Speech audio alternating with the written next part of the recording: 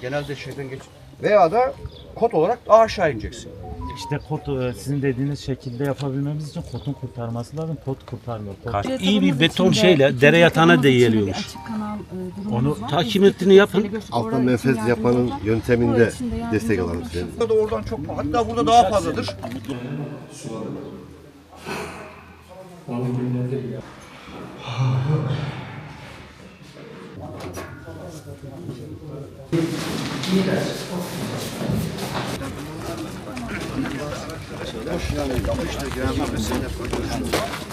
Hem malzeme ileriki hattı dolduruyor. Bu sefer orada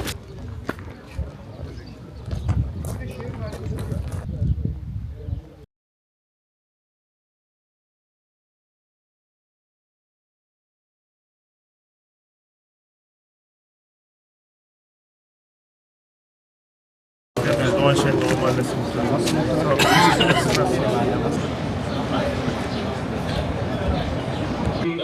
آمنوا بربكم فآمنا.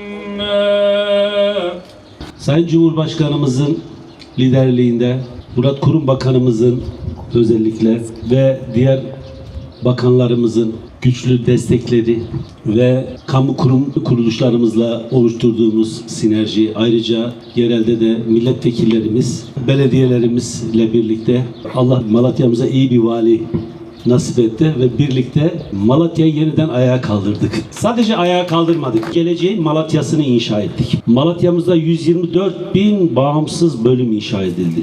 Doğanşehir özeline gelelim. 7.828 4 kişiyle çarpsan 31.000 nüfusu geçiyor. Doğanşehir'in nüfusu 36.000.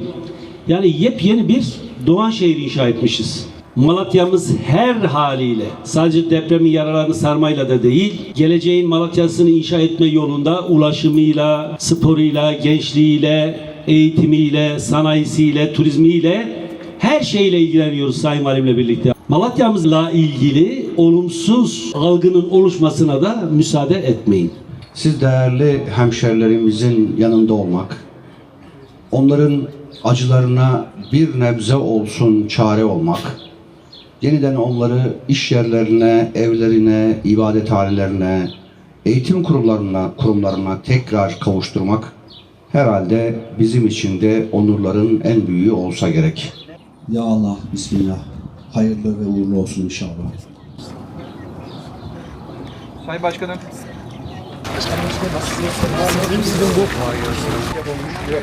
Yoksa kaç çıkartıyorlar, ev kalıyor. Güzel olmuş. Yani burasının çevresi tamamen değişti.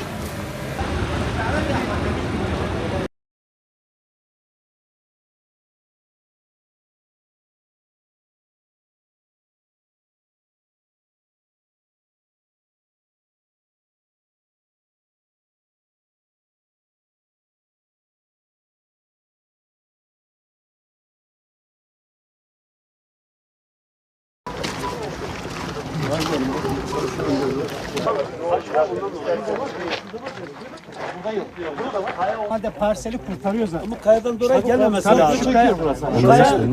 Burası ne zaman verebilirsin? İnşallah aksak olmaz. Son 5 gün içerisinde buranın. Biz şuradan yolumuzu gelip köy yolunu şuradan itibaren bağlayacağız. Şurada bizim köyümüzün yolu var. Kilit parke ve buradan peyzaj yapacağız.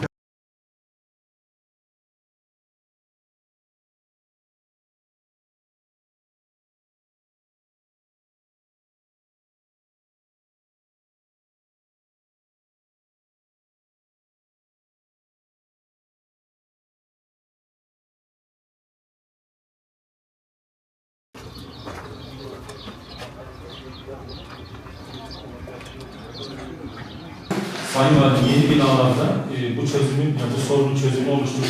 Şu an orayı tamamlamasını bekliyoruz ki kabul öncesi işte hazırlık. Şurayı halletsin, kısmi kabul yapalım. Anlaşıldı Sayın Valim. satı kaplama uygulaması yaptık. Yamalarını yaptık. Önden yama devam ediyor. Allah kolaylık versin. Tebrik ederim. Elinize sağlık arkadaşlar. Teşekkürler efendim.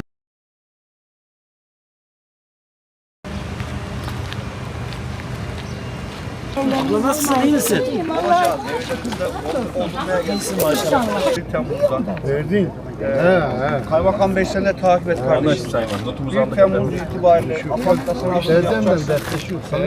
sen ne konuş? Gerekirse bizi buraya gönder. Benim adıma organize edeceğim.